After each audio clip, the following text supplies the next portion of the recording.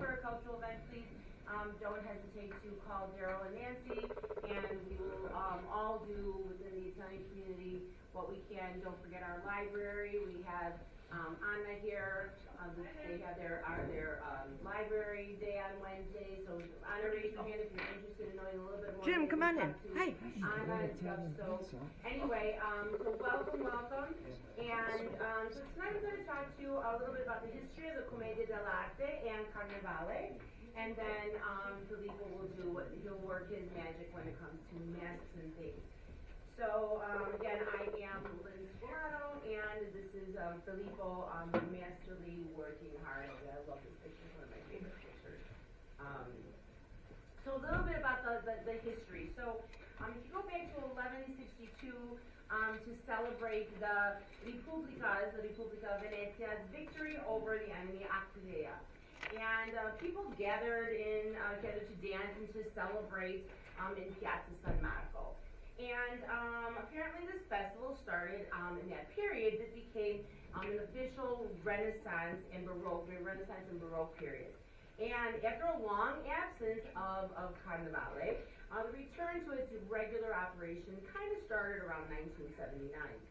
The Italian government decided to bring back the history and the culture of Venice and Carnevale, and sought to use the traditional Carnevale as the centerpiece of their efforts. And you know that it's going to end on Tuesday, and in Venezia it pretty much starts a month before. Ideally, the time for Carnevale starts right after La Befana on January 7th, but that's, again, calendar-wise. So you can see a little bit about what was going on during that time. The Commedia dell'arte, we're going to go back to about 1551 at that time, and it was unorganized, strolling players, acrobats, street entertainers who became theatrical troupes. And they would go from town to town, and they would do their little shticks. So that's why if you go to Venezia now, when you go through the especially San Marco and some of the larger piazzas, they're kind of bringing this back with all of this kind of entertainment. And you have 12 in particular that are pretty much probably recognizable to all of you. But again, it goes a little further than that. So the characters that we talk about during the Commedia dell'arte belong to three categories. They were the masters, the lovers, and the servants. So all of these characters belong to one of those three groups. Of the three types of characters, the categories of the servants, you had Arlecchino, you had Colombina, the masters were Pantalone, again some of these names you are probably familiar with, and the lovers were Isabella and Flavio. And they always had their same costume, their same mask, and they had their same gestures. I'll kind of add a little bit more about that now. But a lot of these characters were from a particular region. So not only were these just random characters, but they related to a particular region. And part of who they were, their personality, their characters, their gestures, whatever they did on the improv, kind of had reflected the different regions. So this one in particular is Puccinella, and it was a particular region, their personality, their costume, their mask style. We're going to talk a little bit about what their style means. It wasn't just like, yeah, I'm going to put on a mask and just go. But a lot of them, portrayed some particular, there was a reason for it. And they also had their usual little antics. Oftentimes when they were out in the piazzas and stuff, they would listen, they'd be setting up and listening to the scuttlebutt that was going on in the piazza in that town. And again, because they were improv, they would just improv. And sometimes that could be really great, and sometimes that could go really south, right? They're listening to who's doing what politicians are doing what's happening with the church, and they would just improv, and their characters would just take off. So it was sometimes really good and sometimes really not.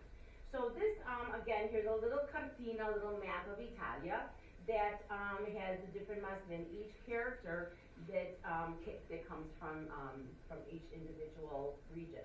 And like I said, their costumes were particular, they stayed the same, and again, their personality never changed. Once a lover, always a lover.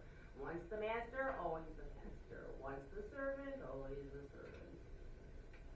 And if anyone would like a copy of the slideshow when I'm done, please just give me your email address. I'll be glad to send you the PDF of the slides.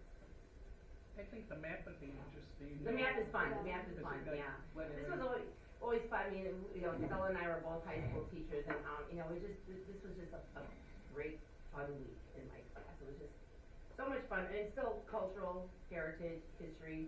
They had obviously used their language, but it was really cool because a lot of this stuff doesn't exist, and it's pretty cool. During Napoleon's rule, masks would hide class. So that was a particular thing about the mask. They would hide class.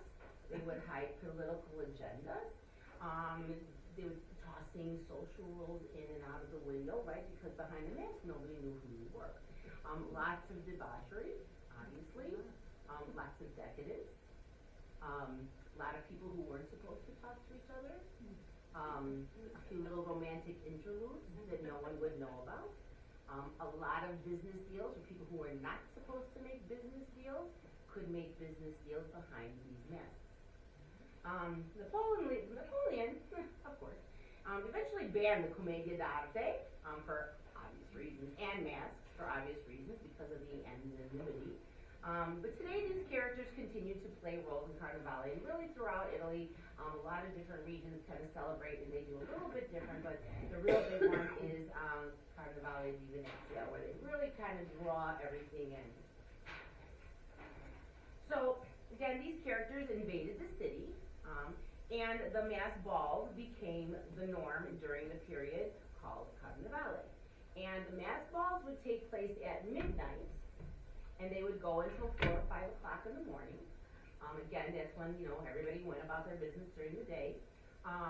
You would go, and there would be not a sit-down dinner, was a lot of, what we would call, in Venezia, the cicchetti, or little one-bites, appetizers, and things like that.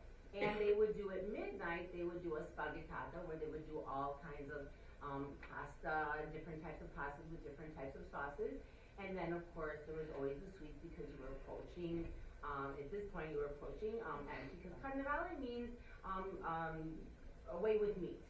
Carne is meat, vale, away with meat. So that's why it kind of leads up to that. So the masks, like I said, provided a sense of anonymity. I always have a hard time with that word. But it also guaranteed protection with no possibility of being recognized. So if you were after this, if a business deal went through, they knew what they wanted to do, and they would go through with it, but nobody would know how it came to be. And no one would know who they were because of their costumes, because of their masks, and so forth. Deals were made, affairs were had. Everyone could be part of society. So you didn't have to be rich, you didn't have to be poor, because your mask really wasn't something like the rich had the big ones. Sometimes the richest people had the more simpler ones as well. Because, again, everybody was behind this mask, so there was no class. Everybody could be who they wanted to be, and that's where you had a lot of the poorer could be part, at least once a year, with the social lights, right? And it was true decadence, because you can do anything when nobody knows who you are, right? Kind of like, sometimes behind text messages, right, our technology, and we're going back. No, we're not going back. So anyway. So Carnevale is Martedì Grasso, or Fat Tuesday, right? Carnevale ogni scherzo vale. All jokes are free reign, okay? Because nobody knows who was doing it. You expected all kinds of jokes. So Carnevale, ogni scherzo vale. And of course, Carnevale, like I said, is goodbye to meat. That's exactly what Carnevale means, with the base carne being meat. So le maschere. So the masks, there's all kinds. But there are certain base for all of them, and you can see here, now they become very elaborate and so forth. But the Venetian mask could have been made in leather. The originals were made glass, because obviously Venetian glass, so they could make their masks out of glass. They were very simple, many of them. Now they've become very extravagant, but they were rather simple in design and decoration, and often with something symbolic about it. Stella and I, she's got an example of how we did it with our students. We made them do their masks about themselves. So, that little bit of symbolism there. But they were practical in function as well. Nowadays, most of them are made with an application of chalk, some of them, and gold leaf, and all hand painted using natural feathers, gems to decorate. And I'm going to talk about the mask makers in a few minutes because that has become, they were very well protected within society as well. So we talk about, you'll see this mask is the